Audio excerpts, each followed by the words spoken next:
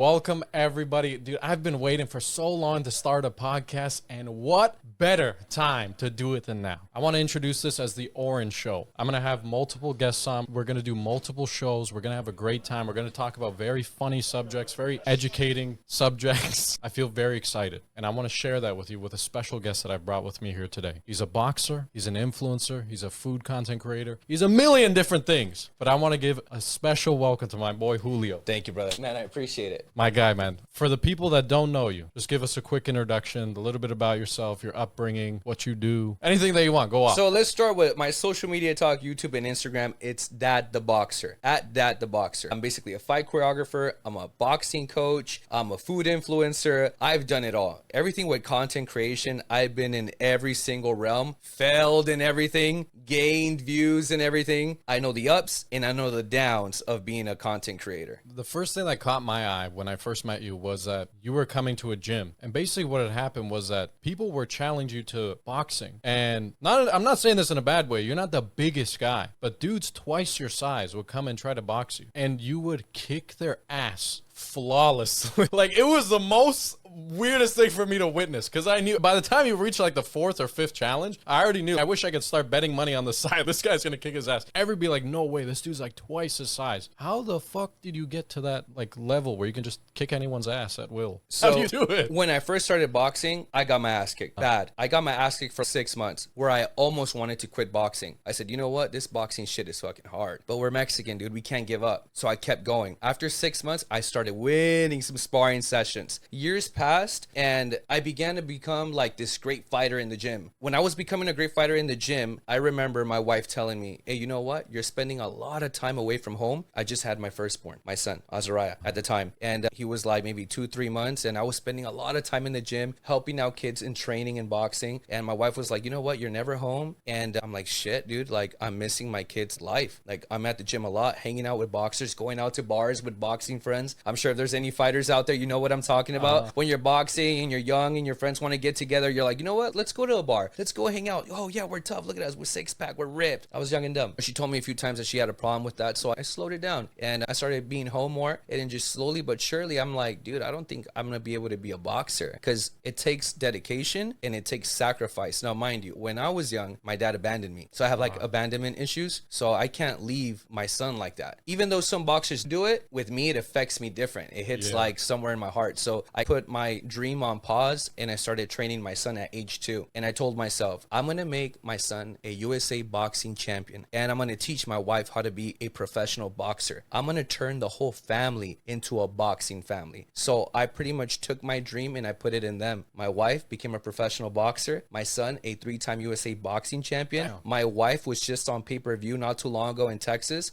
So I pretty much put my dream on pause to give it to them. And they've succeeded, man. They've done a lot of cool shit. My son has won belts. And I was supposed to be this great fighter. But how can I say it? It compounded. It was worth it. It was worth it because I gave them both a skill. But now that I'm 35, I'm like, okay, you guys, I gave you a shitload of years of boxing. Now it's my turn. So I want to get a boxing match on brand risk. If Aiden is hearing this shit, like put me on and I will put hands on these fuckers, bro. Because I really do this shit. I know that I don't come out a lot boxing, but every time I do, if you guys go through my Instagram, you'll see me putting motherfuckers down with body shots. Shit's like breathing to me. It's so crazy because I felt like you took a step back, but you took one step back, but 10 steps forward because now you're compounding your efforts. It's not just you, it's your wife, it's your kid. And I've seen videos of your kid fighting and your wife fighting. It's insane. Yeah. That's actually insane. There's videos of you going viral fighting with your wife. Yeah. That's the most insane thing I've ever seen. Yeah. And like the people in the comment section are like, oh my God, this is the best way to settle a marriage or a fight. You didn't wash the dishes, let's scrap. Dude, it's the funniest shit ever. It's insane. And it's gone viral so many times, me and my wife sparring in the living room. And that's exactly how I trained her. I trained her in the living room. I didn't train her in a fancy boxing gym. I didn't train her at a fitness studio. I trained her in the living room with tile floor in no headgear. Oh my God. In the beginning. And then after she started getting good, then I needed fucking headgear because she was hitting hard.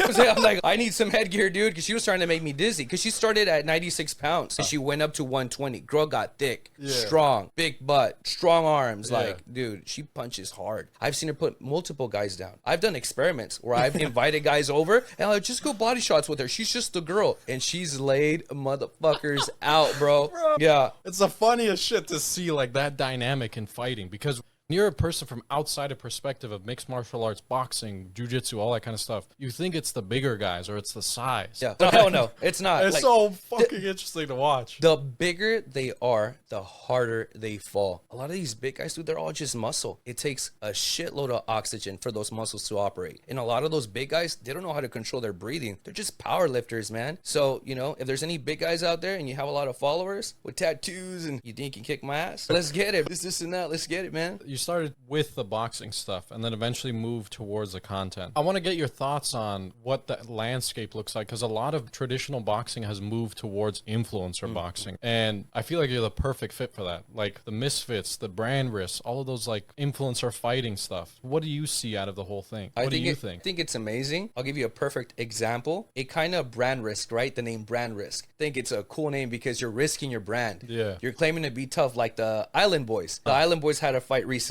And Charleston White beat the dog breaks off that guy's ass, dude. Like bad. Freaking hit him with so many hammers and he quit. He didn't even get knocked out. He just gave up. So it puts a spotlight on boxing and it lets everybody know you think you can do this shit, and then you get in there and you realize real fast, holy shit, this takes skill. It takes balls. It takes heart. And now I get it why they called it brand risk, because after that fight, his career was done and his brand was done. He risked his brand, and that's what it's about. I think it's a great platform because you can also change your life when you get on this boxing match. You get on brand risk and you can get a boxing match with somebody and you can shine and you can showcase your talent. It's like the keys to the spotlight. Yeah. I think it's cool. So you're saying like it gives a certain platform that is brand new to boxing, but in a positive way. But if you suck ass, it's going to make everything suck ass. Like your I credit. think that's the risk in it, Yeah, right? that's you what's put it so- on the line. I love it. I love it. Put it on the line. You claim to be cool. You claim to be about it. Let's see if you're about it with someone else. Yeah. It's so easy to get on a live and be like, hey, you know what? I'm the shit. You guys are pussy. Get in the ring. Get in the ring. And let's truly see what you're about. The ring doesn't lie. Here's the thing about the boxing ring. When you get in a boxing ring, you can't lie in a boxing ring. It will let everyone know if you're a pussy, if you have no heart, when you get hit, you know, what do you do in tough times? What do you do when you're gassed? What do you do when the spotlight's on you? Can you actually hit and not get hit? And then also, what happens when you get hit? How do you take a hit? Yeah. A lot of people get hit and all that gangster shit goes out the window. They go into a boxing ring and they're hitting, they're looking crazy. Oh my God, he's amazing. And as soon as he gets hit once, all that gangster, all that internet keyboard that shit goes out the window. I've seen it a million times. And I'm telling you because it happened with me. I was a street fighter at first. Yeah. Straight out of high school, wrestled for high school. I thought I was big shit. Went into a boxing ring and got my ass kicked fast. Yeah. Fast. Boxing will humble you quick. If you get in a ring with a real boxer,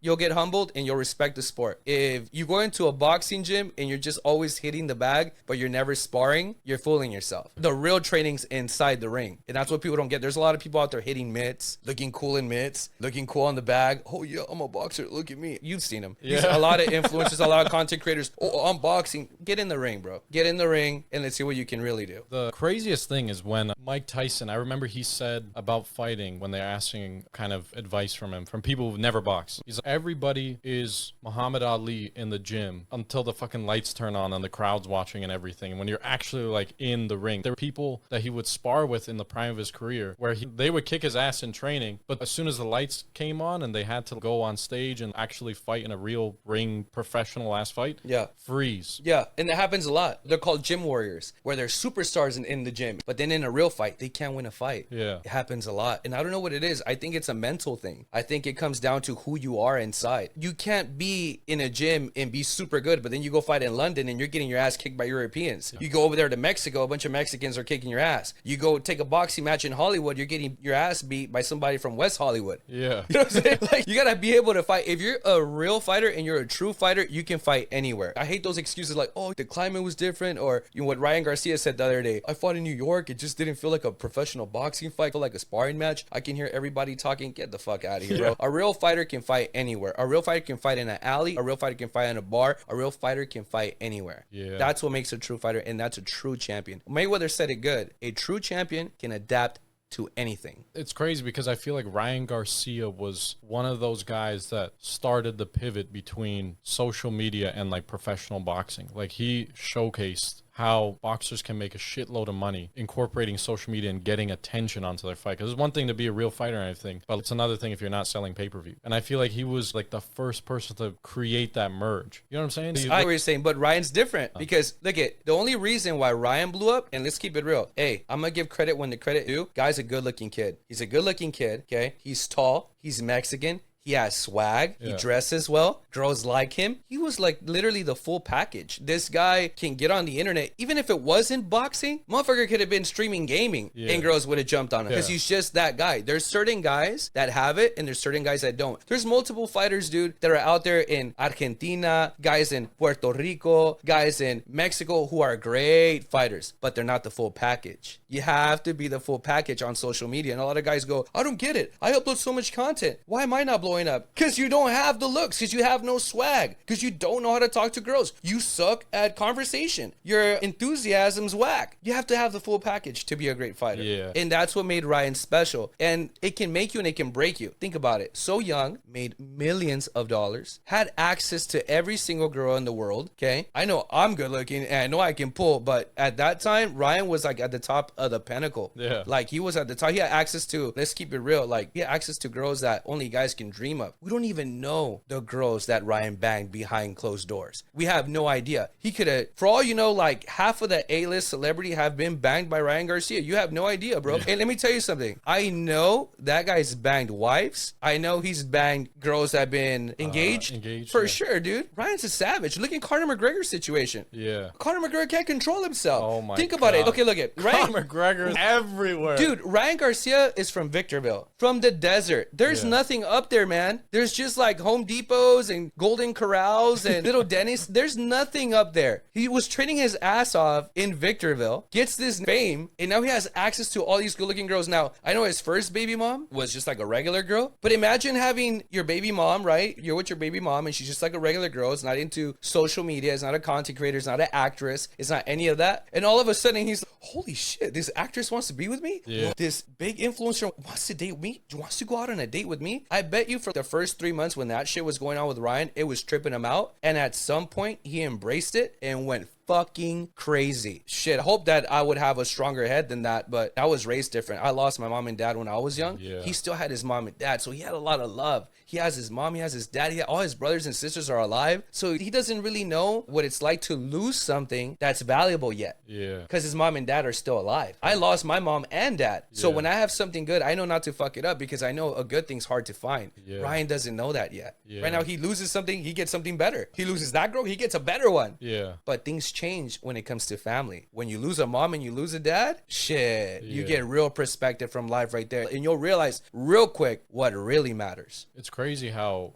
they like find that discipline within those moments. Everybody's going to have that kind of phase, especially if you get that lucky. A lot of it is like luck, I believe. Trying to take that angle and then finding the discipline is what I respect. It's the up and the down. And people love to see the downfall. Like Batman. We love to see the downwards arc and everything goes to shit and this person is going through court and that person said he's this and that. We just love that story. And the recovery from that is just insane. So it's like... It's a Superman story that, you know, like the Joker said, you're going to, you know, be the hero and you're going to live long enough to turn into the bad guy. Yeah. You know, when people turn on you. But if you look at it like this, Oscar De La Hoya, in his young career, he was like the poster boy. He won a golden medal, hence the name Golden Boy. He never spoke out of character, never really cursed, never really disrespected anybody. That was fake. Fast forward a few years later, this guy's wearing fucking fishnets and a wig. You get what I'm saying? No, I'm being serious. Like you really don't know these people until they're being themselves. It's wild. Back to the Conor McGregor thing. Conor McGregor was this awesome fighter, right? Two-time UFC champion. Two-time UFC champion. Knocked out Aldo, beat Eddie Alvarez, was beating all the top contenders, was untouchable at some point, got the fame, the money, changed them, and now what? Same thing that happened to Ryan. Now he has access to higher end girls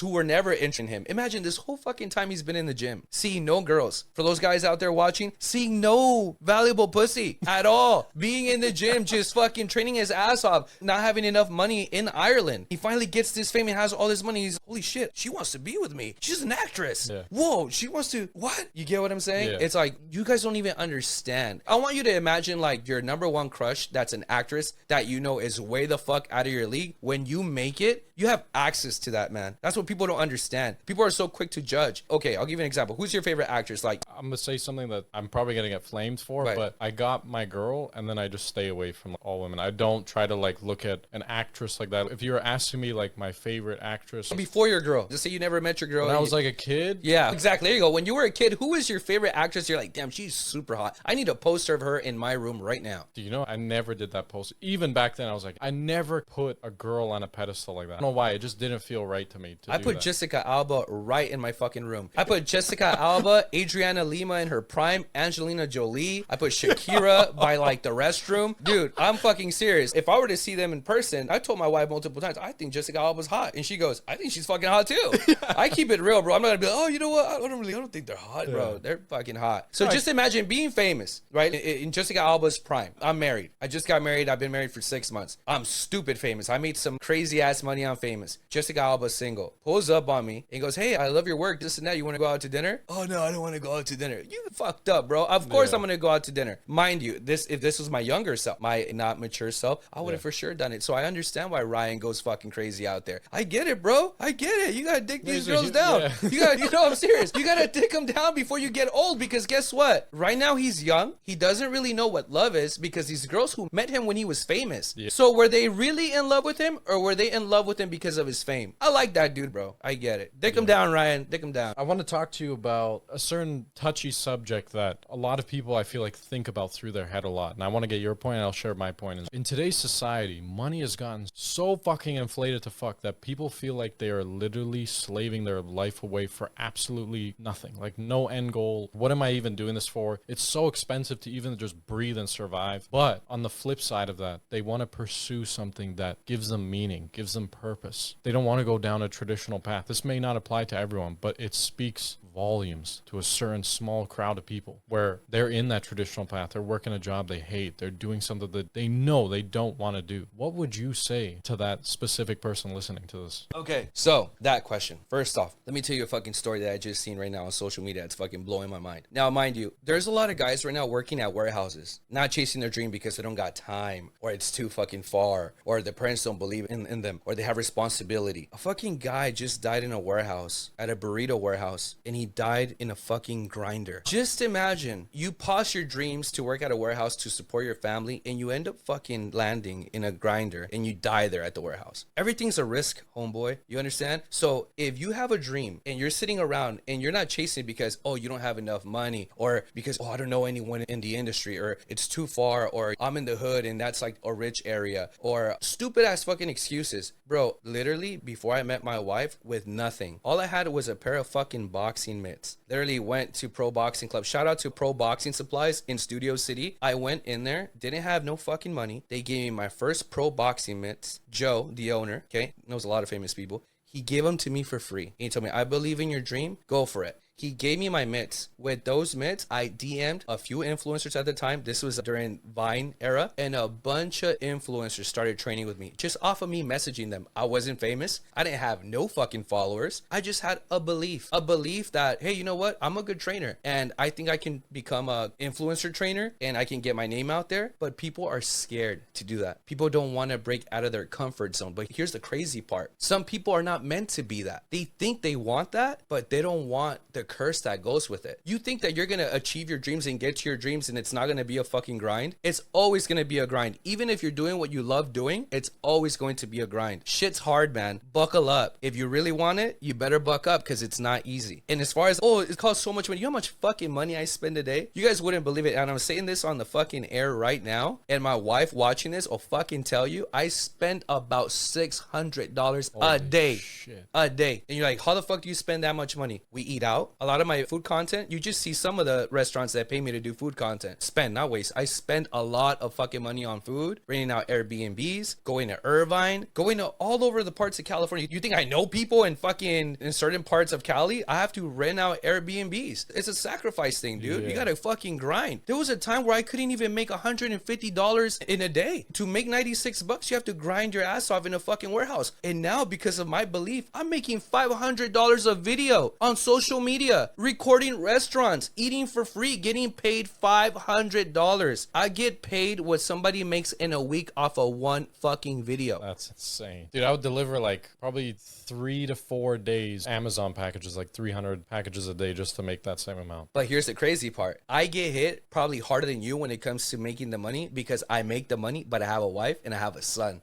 And they're athletes. So they have to eat like a motherfucker. They're not just some homebodies, bro. They're training and they need about 3,500 calories a day. Dude, I want to ask you something off topic. That pressure, like you mentioned that, what's that pressure like in your experience where you know, like you got those responsibilities coming up to you? Because when you're a young guy, you don't think of that shit. You think of, there's a flip side of all of this. Super immature when you're young. There's a flip side of all of this. You get a little bit of money, you want to go splurge, you want to do shit now because it's like, I could be dead. I could be that guy in the grinder. Who knows? Who knows when my fate is? How do you navigate that thought process of the responsibility of getting older and having, oh shit, I gotta not be a dumbass. You like actually gotta do the right thing. A family, basically. Yeah. So what you do is you evolve. It takes time. I'm not going to sit here and say, oh, I can give you the magic word for you to become a man. It shit takes time. Some people have to learn the hard way. Some people are going to learn fast because they had the mom and dad to show them how to be, and some didn't. Some people been in households and never seen love. So how the fuck, if you've never seen love, how are you supposed to know how to give it? How are you supposed to know how to treat a girl if you've never seen someone treat your mom with respect because your dad used to beat her or your dad abandoned you? Some people have some empty fucking hearts walking around, dude, waiting to fucking hurt someone else's heart. Hurt people. It's so hard these days to find love, bro. It's super fucking hard. I would honestly say to find love, I tell my son this all the time. I sit him down and I go, Papi, remember how I told you how to find a good girl? Let me see. Tell me how to find a good girl. And he goes, meet her parents, see how the parents communicate with each other, make sure the home's clean, and then see how the dad treats the mom and see how the mom treats the dad, because what she sees, that's what she's going to reflect on me. I tell him that shit every fuck day. Not every day, but every other time that I like have a conversation with him. But I have to put him up on game because I have to prepare him as a father. I told him, it's not just about looks, because you can meet a drop dead gorgeous girl, pretty, shitload of followers, and she might be into you and you're dating her. But then when you move in with her, all her daddy issues, she's going to put them on you. She's going to think you're, and if she has brothers that are fucking players and are in out of jail, she's going to think you're a fucking scumbag. And no matter what you do, even if you're like the best guy, she's going to think you're a piece of shit because you're a guy. I know guys. I know my dad. My dad's a piece of shit. He played on my mom. Oh, my brothers are players. Like, you're not going to play me. You don't want to date a girl like that. Yeah. You guys out there listening, you want to date a girl who comes from a good family, who have dinner every night together, that are family oriented and that truly love each other. If you meet that girl's parents and they're like that, that girl is a catch. And those are usually the sweethearts, the ones that don't really wear a lot of makeup. But you guys don't like that shit. You guys like BBLs, lip injections. You guys want all this nasty shit that smells like swamp ass. Shout out to Oblivion. He said that's what girls with BBLs smell like, swamp ass. And there's a lot of swamp ass out there. It's a swamp out there, bro. It's a bunch of alligators and frogs walking around thinking that they're the princess. And they're really not. You know where the princess is at? The princess is probably most likely somewhere right now in a college, studying her ass off. A princess is probably right now chasing an acting career. A princess is probably like a director somewhere, a writer. It's hard to find the princess. Nowadays, it's hard to find true love, but it's out there. It's out there. Yeah. I know for a fact it's out there. I've seen it. I see it out there. I'm like, holy shit. There's some good girls that, that people are really not paying attention to. And it's messed up because a lot of the girls that are actually true are the ones with no followers. And the ones that are not a catch and the ones that are fucking... They're everywhere. Black-hearted as shit, ready to stab your heart and ready to fuck your best friend and your dad are the ones that have all the followers. Yeah. Those are the ones with all the followers. And I'm sorry, and that's the truth. Because if you're telling me right now that a good girl is someone that shows her ass and someone that's constantly flexing her body in a bikini, and that might be like a thing that you're attracted to, but that's not a good woman. The craziest side about all of this is that for guys looking for that, my perspective on that is that even if they find that, they're not ready for that. And you know what these fuckers do? These guys actually, the guys that get lucky, find these girls and then they break their heart, tarnish them. Those girls become OnlyFans. Dude, it's a ridiculous cycle because you got to be so careful and you got to be responsible as a guy. But most guys, especially if you're young and you're in the dating pool, like you're not responsible. You're just reckless. You just want to be so reckless and have fun. And I get it. Like, because you're young. You just want to have fun. And that's what I'm saying. Like, I think that I've been fortunate that I got all of that out of my system, like very young, like in teenage years. When my you were a party animal, Emory? Dude, I was a crazy fucker. Dude, oh my God, I was the crazy craziest fucking idiot in all of Canada. I swear. The parties, like, every single weekend from, like, grade 10, which is, like, sophomore year in America. What's your number? What's your body count? Oh, it's not high. It's not high at all. I counted on, like, 2 hands. I would go to... Here's the thing. I would party so hard, but I would never drink, and I would never smoke. I would never, like, fool around all the way with hoes and stuff like that, because I know the dangers that come with it. But you love to party, and you love the music. I love the music. I love going out. I love trashing shit around. It was the craziest, like, experience of my time. I saw a video pop up on my feed where it was like 2016, you had to be there, and it was like a high school party with all of these people jumping around, destroying shit. The room looks like weed smoke and Ciroc. Just on some Project X type of shit. Exactly like Project X. And I would go to those all the time, and I threw those parties myself too. In Canada? Yeah, my parents went on vacation sometimes. I would get in so much fucking trouble. I didn't tell them until, like, my sister got married, and I said at the wedding, yeah, she covered me for all the parties that I threw. Like, it was a disaster, but sorry, mom and dad threw a bunch There is of no way you threw parties like that and your only body count was like 1 or 2. Fuck. Dude, it was because of the discipline that I had. My parents... He was a disciplined party guy. Yeah, I was a disciplined party guy. I don't even know if that exists, but... Yeah. Because my parents were super strict Middle Eastern motherfuckers. Like, they're not afraid to use the belt, the slipper, the whatever the fuck, the wooden spoon, all that shit. If anything goes wrong, like, they have no tolerance for any form of disrespect. They got no fucking tolerance for any of that shit. They do not play around. They do not play it. Like, for you guys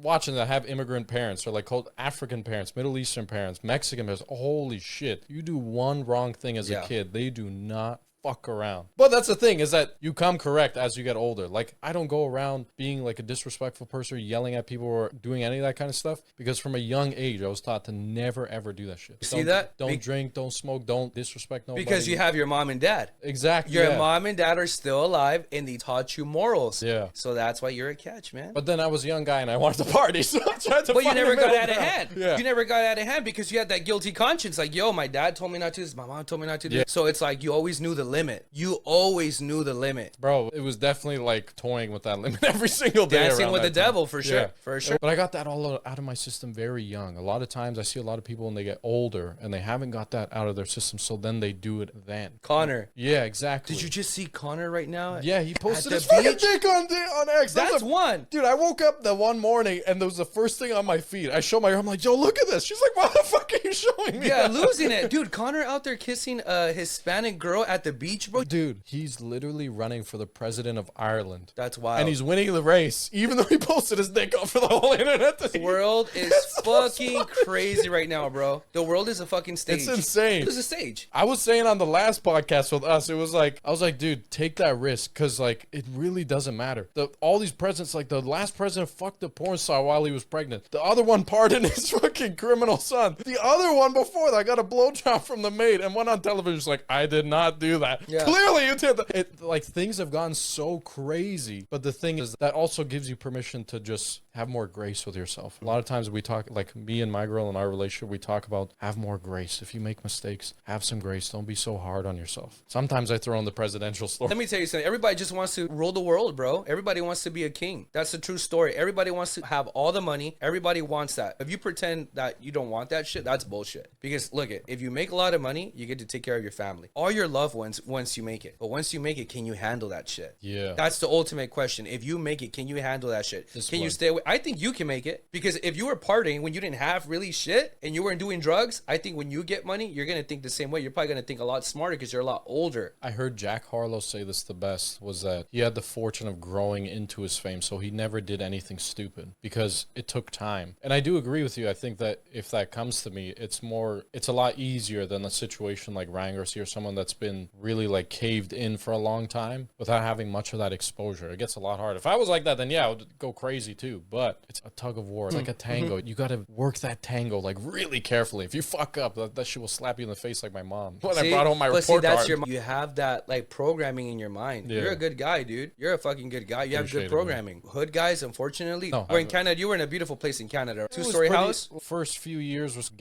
really ghetto because we were like Iranian immigrants. My mom became like a doctor doctor and we started getting like really good money when I was like 10 to 15. That name drop's just insane. You're lucky fucking shit. Yeah. She said, my mom, she was struggling. She was a... No, but like the grind, Like- the thing is, it takes so long to be a doctor. Yeah. And like when you come over from like an international country, you got to restart all over again. Just like an 18-year-old that just graduated high school. Yeah. Like you got to go down the same path and it takes over 10 years. That's why I saw that like way later. I was like, oh shit. But then it was a clear difference. Damn, this neighborhood's way better. Like this You were car's destined way for that. nicer. It was yeah. already in your programming. No, that's what it is. Because like when you see moms in the hood, like they work at Pollo Loco for 10 years. And the Yeah. greatest thing they achieved was to be a manager. Yeah. Or a fucking key holder. Yeah. The majority of women out here that are moms are fucking struggling, bro. Yeah. And a lot of the kids out here, all they ever knew was struggle. So when they finally get that fame, they're like, fuck that, I want it all. I want cars. I want women. I want pussy, drugs. And they lose their fucking mind. I saw a great analogy. Somebody explained, I forgot who, but it was basically like when you've been held back from going to the candy shop for 18 years, and then on year 18, right on your birthday, the whole store opens. You're going to start running in and eating all the shit that's in it, no matter what. It could be expired candy, all that. You're just going to go in and go nuts. But somebody who's been able to go in, go check around, look around, they're not going to go in with that same like, holy shit. Why though? Because your mom and dad took you Yeah. to the candy shop every time you guys went to the mall and said, you know what, Emory? You can get one candy. And you would go in there patiently choosing your candy. While the other motherfucker never got a chance to go to the mall because his mom was never home because she was always... But I will say on the flip side, like another lesson, I'm very grateful for my parents. Another lesson that they would say is they would show this is what hard work looks like. If you actually put your head down, you do the right thing, eventually you'll have something like this. And I'm not giving shit to you. You got to earn your own way too. Because if I just give this to you, you're not going to do anything. You're going to end up like one of those idiot kids. So like you need to work your own way. For sure. You need to find your own thing. That's why I came here with nothing. Nothing. I was telling the story to him like nothing. I had to bootstrap like somebody on the island with just a leaf on their dick and no resources and no boats. When you Like, came to LA, yeah, with who showed you that? Who showed you that? Coming from nothing. Again, My parents. Your parents. Yeah. Your programming. It all comes down to your programming. My dad's story is even crazier. I'm than telling my you. mom's. I bet. Bro, he was the one that when he literally took a plane ticket from Iran, like he had a friend that he went to university with and then he was like, yo, let me come stay with you. And I don't even know the details, but he went to the wrong city. Like he didn't even go to him. Yeah. Because they didn't have like phones or anything. They just had yellow pages at the time. Yeah, he went there with $50 in his pocket, like got rid of everything and just went there on a limb. By himself. I wasn't born yet. But he was just like, yo, I need to get us to another country that's not this like third world And they get us to the promised land. yeah, I need yeah, exactly. I'll swim across the 7 seas if I need to. Yeah, some Aladdin shit. Yeah, exactly. Yeah. But he pulled it off. And the craziest stories, like he would do the weirdest like side jobs just for the first few years as an immigrant. And it's insane. He'll still tell every time I go and visit back home, like he'll just tell me stories of all the shit that he's been through. And I'm like, my story's not even that bad compared to this guy. This guy went through some shit. I had it way easier. When I go through some shit, I'm like, you know what? Why did you see that strength? Yeah. Your dad put that strength in you because he told you those stories. Every time something gets hard, you go, you know what? This ain't shit compared to my dad. Yeah. You know what? If my mom can do it, and I can do it. You're programmed well, Emory.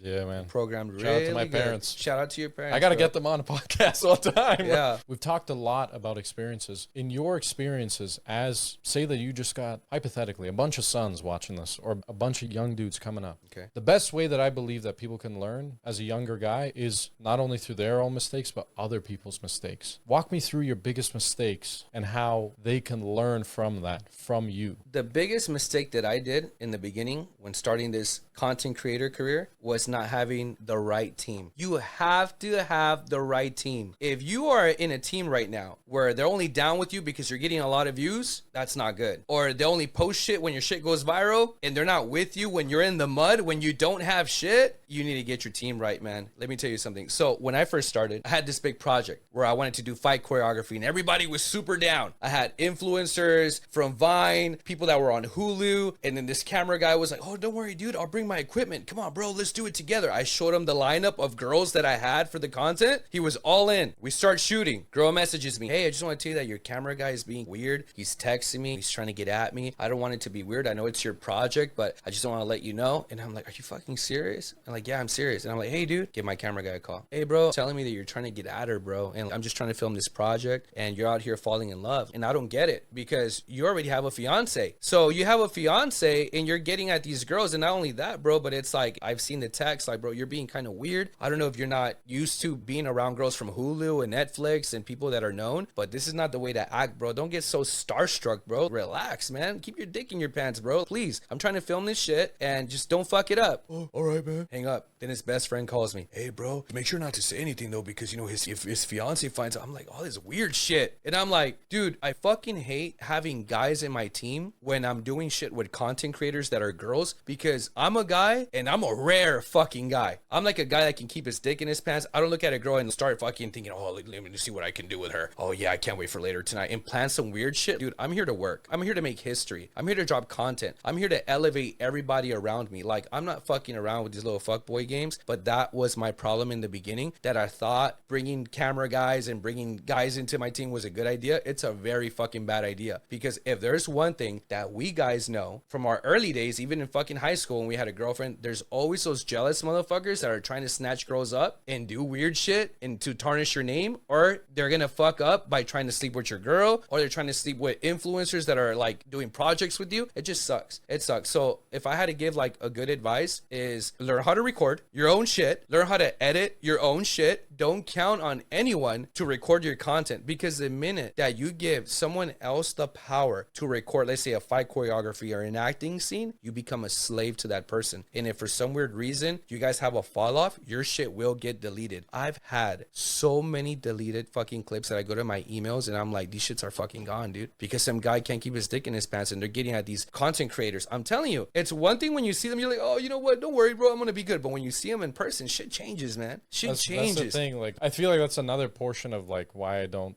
think about girls. I don't go after girls.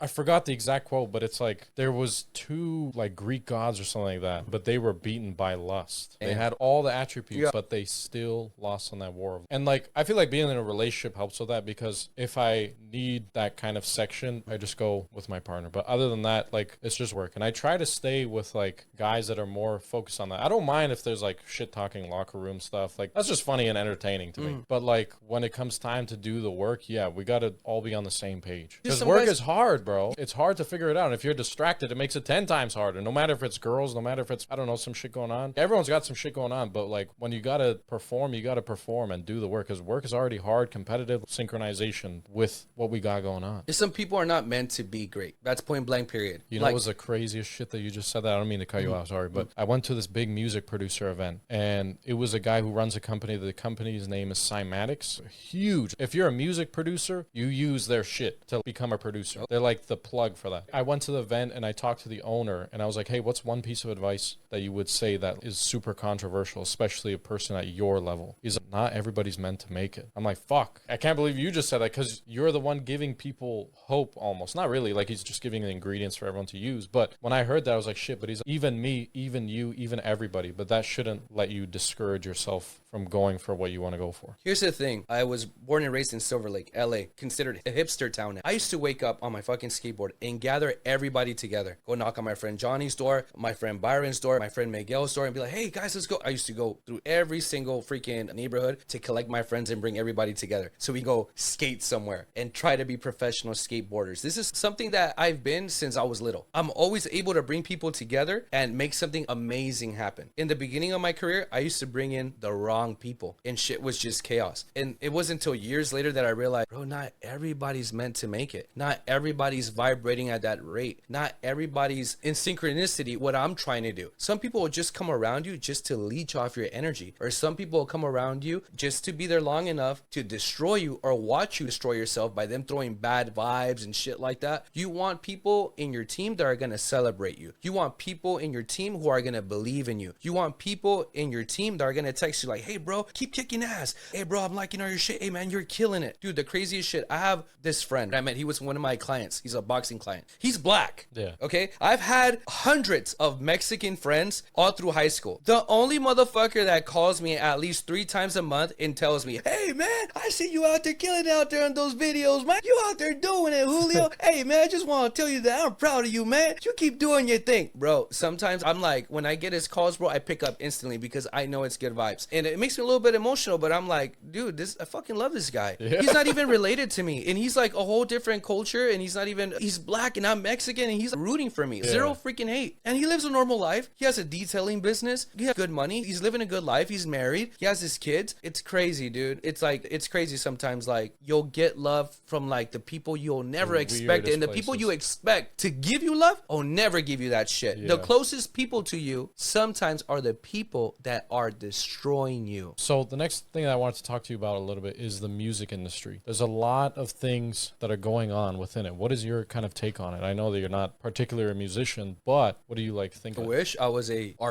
musical artist, because it's so easy to get famous now. Use a little bit of autotune, twerk a little ass, say a little fucking controversial shit, and then boom, I'm a rapper. Yeah. It's crazy because it's like, it used to be like CDs, and like now it's just streaming and all of these basically like social media, TikTok trends, and doing like the wildest shit possible, where it's gotten a lot more inflated, just like everything else. But there's still so much room for new artists coming in. People are constantly searching for artists. A lot of times with discovery is people are thinking, oh, like it's so hard to get heard. The thing is that there's people looking for you. It's just about showcasing what they want to see. And I would honestly say to upcoming artists, if you want to get your music out there, get a bunch of girls together, right? If you want to be a rapper, get a bunch of good looking girls, maybe like a good 10, and have them twerk some ass in the music video. And that's how you'll go viral. It's like immediate, just like, okay, we got something going on. Girls come in, do but have to be hot, because that's why a lot of artists flop. Because if they shoot a whack ass music video with freaking grenades all over, it's gonna be a bomb fest, and you don't want that. And if you're a singer, like just like a good singer, like Ariana Grande or some type shit like that, then you want to shoot something professional, and you want to be able to stand out in the music video. I feel like a lot of people want to be artists,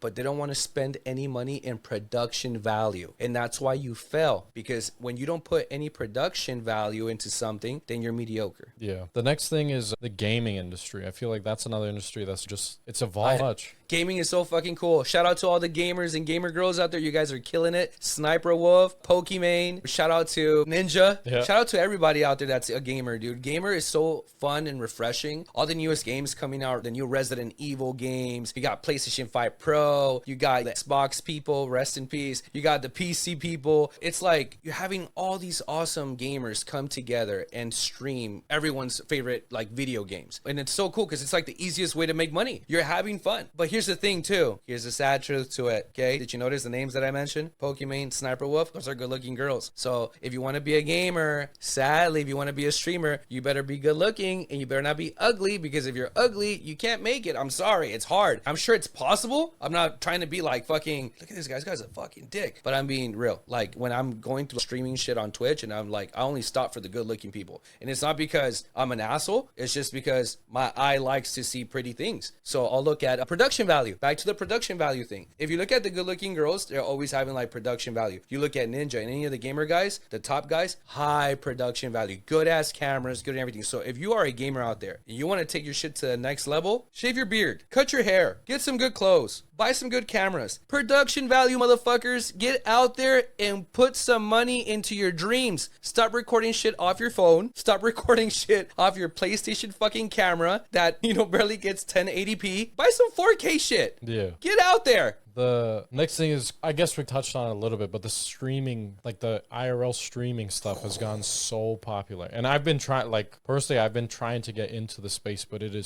feels so complicated, and there's a lot of moving parts where you got to plan something. You guys are going out, especially if a creator is not trying to involve girls, because a lot of people don't want that to be their brand. Sure, it's like the appeal that brings eyeballs in, but it's, bro, I don't want my brand just to be known for shaking ass. That's not, I'm trying to showcase like a different side of things. I'm trying to showcase education or entertainment or shit like that. I feel like it gets so much more difficult for no reason. I think that to be a streamer, for one, you have to be entertaining. Okay. If you're a boring motherfucker, ain't no one watching your shit. And it's like constantly being entertained. Like you can't switch it off. I don't want to see you sit there and scratch your balls. I don't want to sit there and watch a fat fuck. I don't want to sit there and watch someone eat some shit and talk about some nonsense. I want to see entertainment. Who's really good at entertaining people in streaming, and I personally think he's the #1 guy right now coming up, oblivion. I met him personally, have done content with him. I have been in one of his streams. The kid is a genius. Crushing it. He takes good-looking Latinas, puts them in his content, makes all these like weird love triangles, and makes all these crazy fucking stories, and blows up the internet. Yeah. The guy is a marketing genius. If you want to learn how to be a streamer and you're young out there, let's say you're 19 in your early 20s, go watch Oblivion. Yeah. Once again, the blueprint. Take 10 good-looking girls, whether you live in Rancho Cucamonga, Orange County, Los Angeles, Hollywood, take the best 10 looking girls that you know, put them on a stream, and watch your views go fucking to the moon. But if you're just gonna sit there and you're gonna pretend to be some intellectual and pretend to be Steve Jobs, ain't no one gonna watch your shit, man. Yeah. No one gives a shit about your thoughts and how you almost killed yourself last week and how you want to be motivated. Like, these people that are actually talking about motivations have shit bodies. They have no six pack. They've never been through anything hard in their life. It's like, why the fuck should I believe you? Who the fuck are you? Why the fuck should I believe anything that you're saying? And then they get mad. Oh, I went to stream and it's bullshit. Shit's rigged and people buy views and this whole shit's rigged. No, motherfucker. You just don't got it. You're not entertaining and there's nothing special. If I'm going to throw a show and I'm going to throw a party, let's say I was in my early 20s, I'll get all the baddest girls from LA, the best DJ, that DJ's at the best place, invite some streamers, go on Instagram and find big ass fucking city pages to post my shit and invite some fucking super content creator monsters to my party. Then I'll throw a fucking stream. Record that shit. Yeah. But these guys want to record in their bedroom where they jack off. I want to touch more into the business side of things. Like, a lot of times people want to do certain things, but obviously the only objection that really comes up is like money. It's always, oh, but the budget, oh, but this costs this much, and oh, this, that, and the other. I want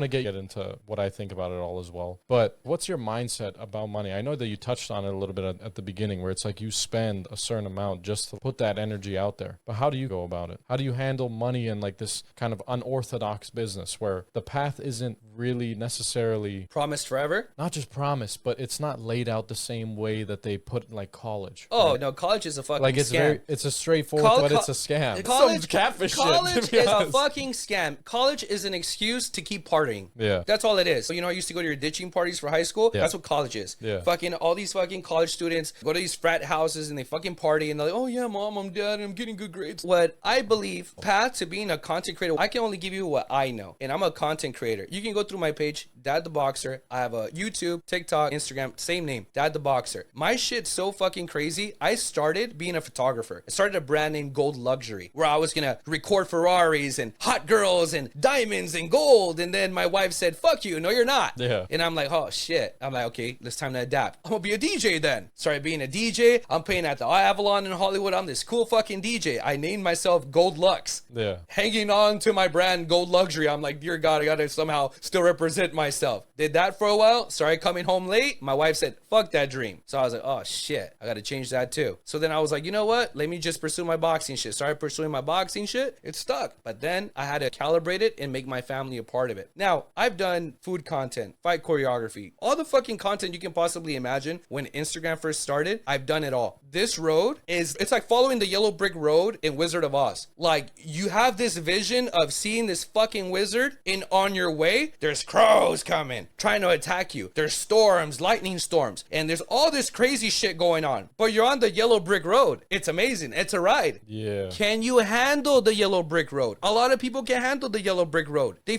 see the journey and they're like, fuck no, this is too much for me, man. I need to make money. So what do? They go back to the warehouse. I think this ties really good into the point that I was going to say, is that the biggest objection about it is that it is something that is uncertain. And when something is uncertain, people do not know what the fuck to do. And It's they don't fear. know how to contain themselves, because fear can trump everything else. Like, you could have the pathway 50% laid out, just enough so that we have this shit figured out. You just got to have the balls to go for it. Yeah. I saw this video where there was a sales call. It was selling like a $10,000 program to another person on the phone. And their only objection was like, can you just guarantee me that I'll get the results that I'm looking for? And like, the guy was starting to get anxious. I just don't know. Can you please not take my money? Can you please not take my money? And the guy was just, look, pause. Like, we just got to take a step back. Yeah. The person that you want to be is one decision away. And the things that you're looking for, you will find. You're finding every fucking reason right now. We just went through an hour of talking about this program and how I made sure that it was a good fit for you. But you're looking for every reason not to do this. I can even find reasons for you as well. But what you will find is what you will get. And if you're scared, everybody's automatic reflex is fight or flight. And they just go to the worst case scenario. And I think that's like the best explanation for what anxiety is. I'm not an expert, but that's what I'm observing of it. But on the flip side of that fear is if you just have the balls to take that decision,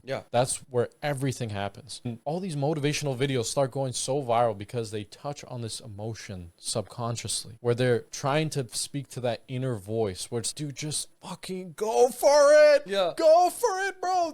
Take your fucking head out of your ass and go for it. But the bigger, louder side is telling you, no, what if this happens? What if that? If you're already saying what if, it's over. It's over. The thing that I love about boxing, I'm not a boxer, but I observe fighting so much because, not because of the physical stuff. The physical stuff is hilarious and entertaining and great to watch. But the thing that really impacts me is that the emotional side, what they think on the inside. If the boxer, I saw Jake Paul when he was in an interview, his brother was like telling him, this is his brother, bro. When I saw this shit, I was so mad. But Logan said, like, what if it was like a fight against somebody early on in his career and it was a make or break one. He's like, what if you like lose, but what if this happens? What if that? And then Jake's, I'm not hearing you, like, fuck you. Like, why are you even saying that to me? Because this game is not about what ifs. Sure, there's a risk. There is like objectively a what if. It's not guaranteed that I'm going to go in and win, but I'm going in this shit to win. And I don't see anything else. And he literally hires like hypnotists. I see him like laying on the ground with doing like these weird rituals or some shit like that. And it works. It works every single time. Like he's convinced himself such to the T and it actually falls through. But that is like a representation for everyone watching. Like putting yourself in that position for whatever it is that you want to do, whether it's even the boring shit. Because like I always try to shine a light on boring businesses too, because a lot of the times everyone wants to do what's the most sexiest. And the truth is, I think it's the three most is streaming, sports, music. Those three, everybody wants to do that. But the thing is that it has like a 90-something% fail rate. Like all the amount of people that want to be pro athletes or streamers or rappers, like it has a very high failure rate. Rest in peace to everyone who's failed. But the thing is, and it's true, it's objectively true. And that's where the fear comes from, because a lot of people want to go through sexy shit, but they got to be so convicted, like that guy, the cymatics I was telling you about. That's how he built that fucking company so big, is that he was delusional, quote unquote, enough to make it happen. And it actually happens. It's the most fascinating shit I've ever seen in my life. There's nerds becoming billionaires every day, man. It's crazy, but it's only one decision away. I've always, every time I see that, I just say it over and it's just one decision away. Oh, I don't have the equipment, or I don't have the resources, or I'm not like in. Bro, for my small hometown, I've heard every excuse. For every like excuse I've heard, and I got like half of a penny for it, I'd still be a billionaire. That's how many excuses I've heard. So much doubt in Canada. There's so much doubt. The thing is with Canada, there's so much wrong going on. It feeds into the environment's bad. The people are really poor. Like shit is going really south. So it doesn't help with people. And I always tell everyone, not just Canada, but everyone like living in a small town, dude, you got to get the fuck out of there. Coming from a person from a small town, you got to find whatever the fuck you can to get the fuck. I got to stop swearing. I'm so sorry. But you got to find whatever you can to get the hell out of there, because it's like quicksand and we're human beings at the end of the day. We're not perfect. We're not robots. We can fall victim towards our circumstances, and we got to do everything we can. And I think that it also starts with changing your environment to being exposed to people. When I came out here, I had nothing. I was low-key bringing that energy with me, but then being surrounded by so many people that just had this delusional belief, I would start laughing my ass off, and I'd just be like, what the but then I would start to believe too. I'm like, well, this guy can do it. I can do it too. What difference is he for me? And then having conversations with these people and learning their stories, it's the exact same thing. They're like, dude, objectively, I'm telling you this in private. You're no different from, I'm not somebody special. I just had the balls to go for it. To spend the money, for sure. The money, to get the flight, to get the equipment, to production value. Yeah, or not even just the technicality of the stuff, the mindset. For the sure. Very first That's step, because a lot of people are stuck on that first step, and it's so crazy how that works. But just to close this off, I know that we're running out of time here. I want to get one of your, or basically like your last piece of advice. If this was hypothetical, let's say, God forbid, right? But if this was your last message to leave off in the world, your 35 years of living, and you only had one thing to say, what would you say? I would say this: you can can make it, if I Show Speed can turn on a fucking camera and record himself and stream and become one of the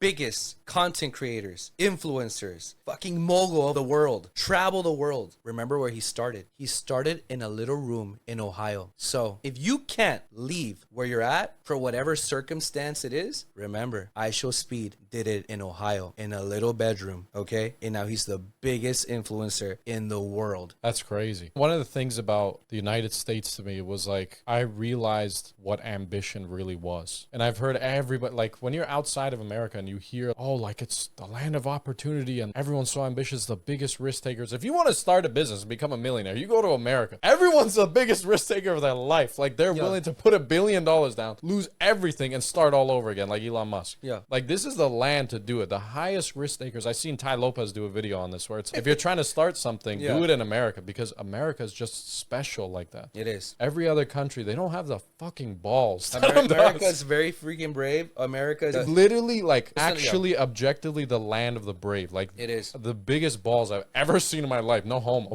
That's the craziest thing. No, straight up. I know there's a lot of like crazy shit going on right now in the world, but America is the best place on planet Earth, bro. Yeah. You can travel the world and see scenery and look at different cultures, but there's nothing like America. Yeah. Cali, baby. Yeah. It's so crazy to me because I know we're running out of time here, but like my thing is just like how quickly this life can just go, like with a split second. Dude, I'm going to be 27 in a couple months. And I'm even thinking to myself, I'm telling you this as a person younger than you. I'm like, dude, where did time go? Like this. I can't even imagine 35, what that's going to look like. 45, 55. There's so many things that are just in the moment. God, wait till you hit 30. That shit is scary. When I was in my 20s, I was like, whoa, yeah. I hit 30, I was like fucking in the twilight zone. Yeah. Like, what am I supposed to do? Yeah. Like I said, I sacrificed a lot for my family. So when I thought about that, I looked at my son, I looked at my wife, and I was like, nah, it was worth it. It's always like when you sacrifice for the growth of your family, I really don't feel like that's ever like a step back, because Never. it's like a compounded step. If I had 4 kids right now and I had to sacrifice everything for them, I'd be totally fine doing that. For sure. Because I know that's not just one life that I lived. I can't go back in time. But if I'm setting up 4 of my kids' lives, that is like the most impactful thing. Like I never do anything else in my life and they just become these absolute killers. That's way more worth it in gold than anything else. For sure. I'm just like right now, me personally, I'm at this stage where I'm 35 now. I already gave the gifts to my wife and son. Now and now I'm going to kick ass because now he's 12 and I don't want him looking anywhere else for a role model. I'm going to kick ass for him and I want to show him what his dad was supposed to be now.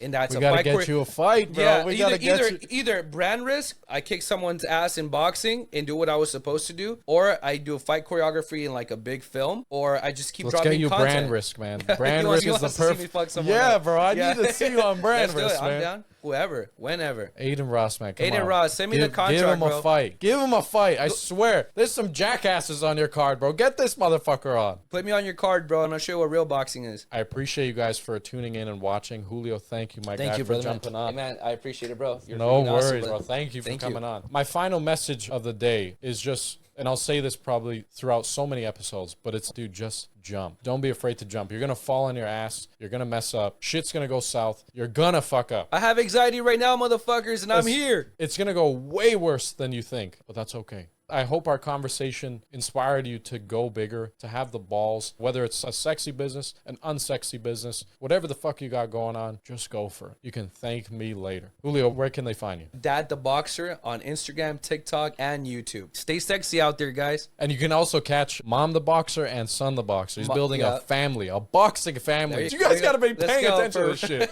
As always, Emory Wilson on everywhere for me. I appreciate you guys for tuning in, and I'll catch you in the next one. See you guys.